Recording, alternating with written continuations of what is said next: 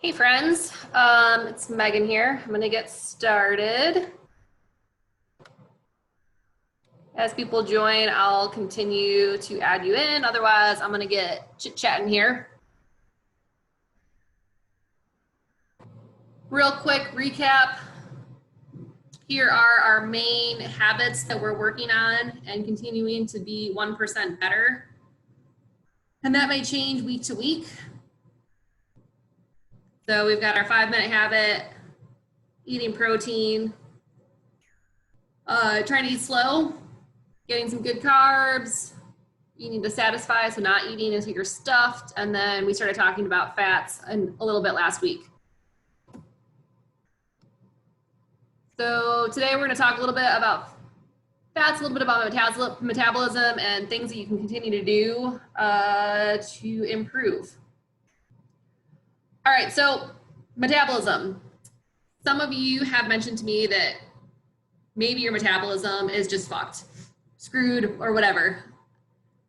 We probably heard about this with The Biggest Loser. That program has not been super effective in the long run for people.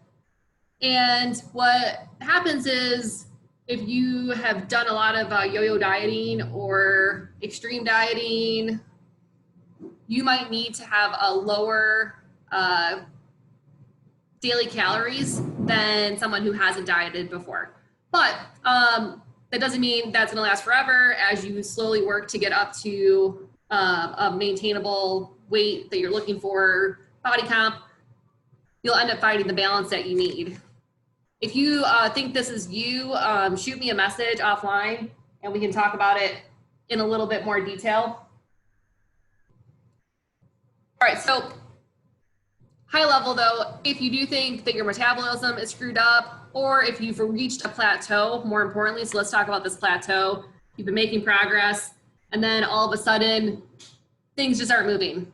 And when I say things aren't moving, it's been like 2 to 4 weeks. So things week to week might level off for a second, but if it's been more than like 2 or 3 weeks in a row, that might be getting into the plateau area.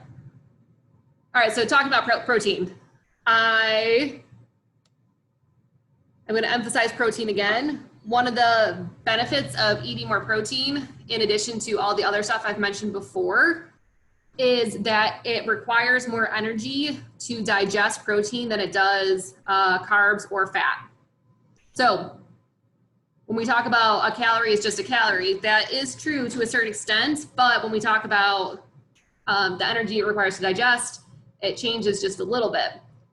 So you can kind of see the breakdown here, pretty high level information here, but if you have a 2,500 calorie daily goal and you're eating 15% protein, 50% carbs, 35% fats, which this is the kind of American average, is where this is.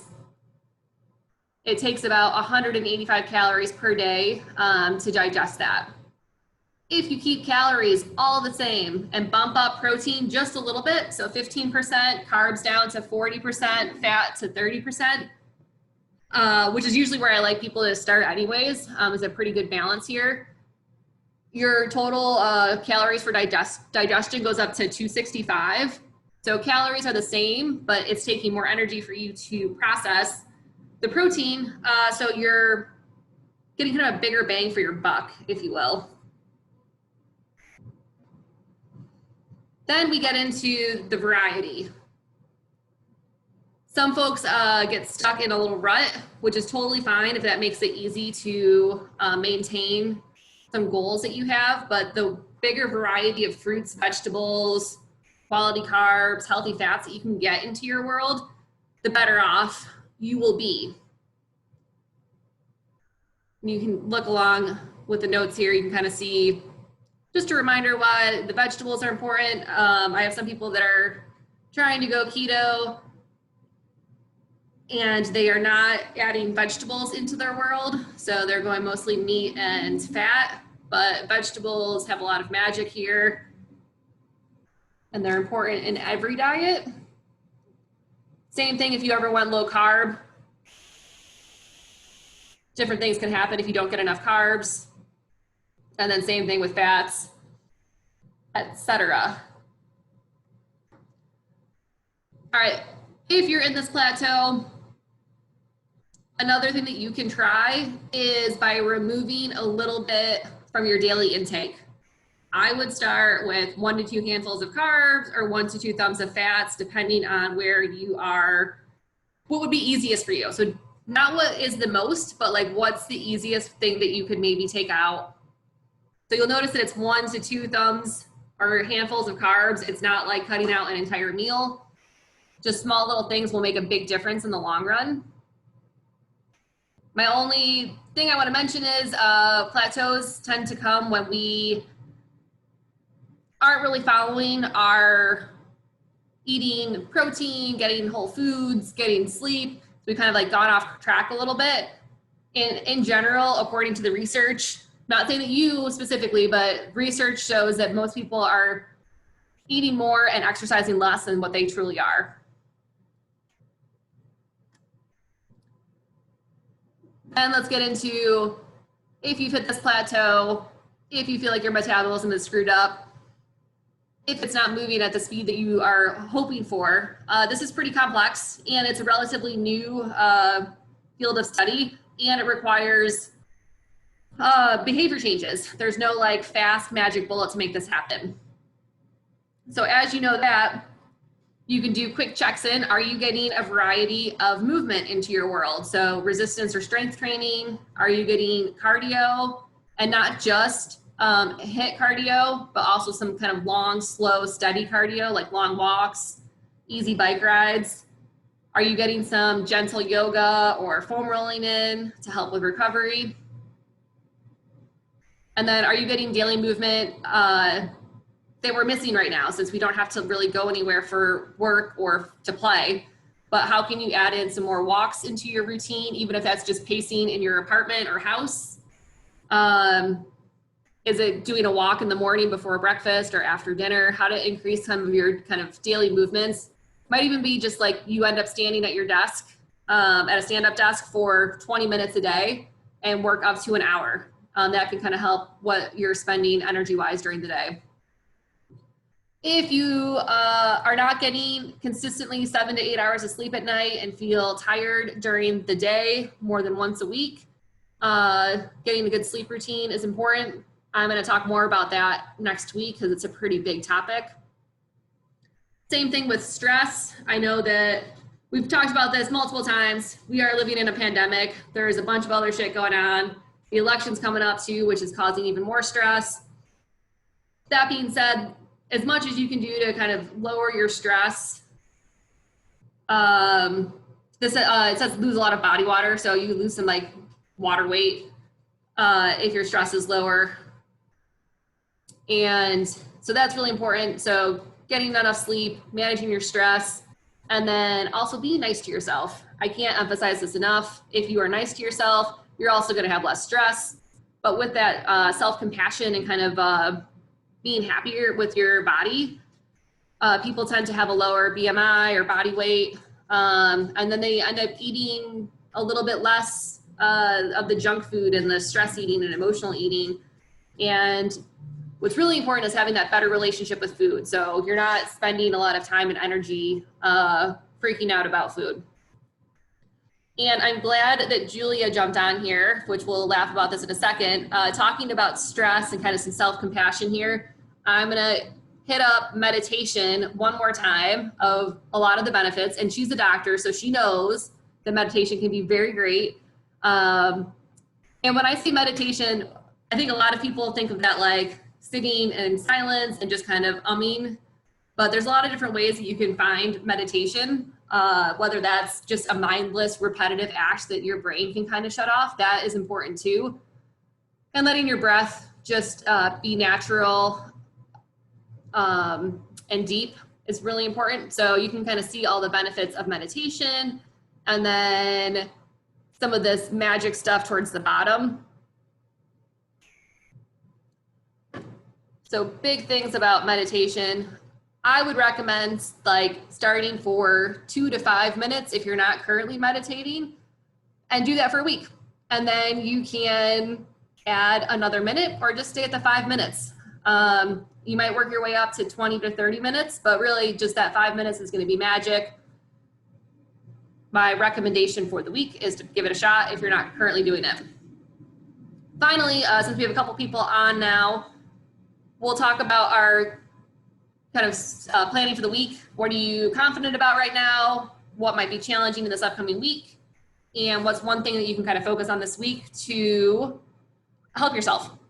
So that is the information for today. I'm going to stop the share and I'll open it up to any questions of the people who have joined.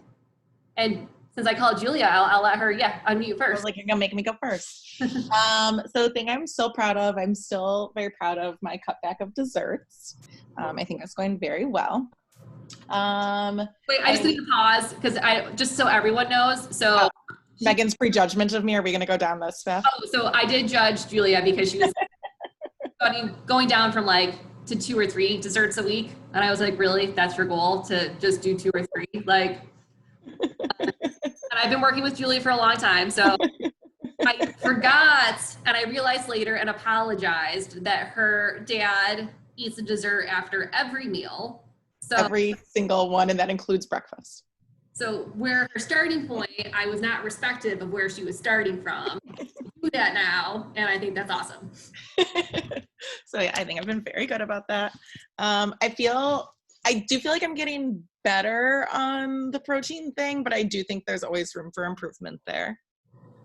Because it's such a big jump from, I think, where most people are starting. It's really hard. Yeah. I also told Megan multiple times, I just feel like it was full, and then trying to add in more just makes me more full. And then balancing that was really hard, especially mentally. Yeah. I do think in general, I'm getting slightly better at it, but still definitely can keep on improving that. And then I don't remember what the last question was on the list of questions. What can you do this upcoming week to kind of help yourself be more successful? So I'm going to say being at Farmhouse this weekend was very necessary. I had a very, very, very, very busy week. And a lot was honestly because I took a 3-day weekend, because I need to pack a lot into the front end of the week then. But honestly, waking up here and stuff has already made me feel 1,000 times better. So I just am going to include being quote unquote on vacation, which, no one's really on vacation during pandemic, but sort of pseudo on vacation. Yeah. Agreed. Awesome.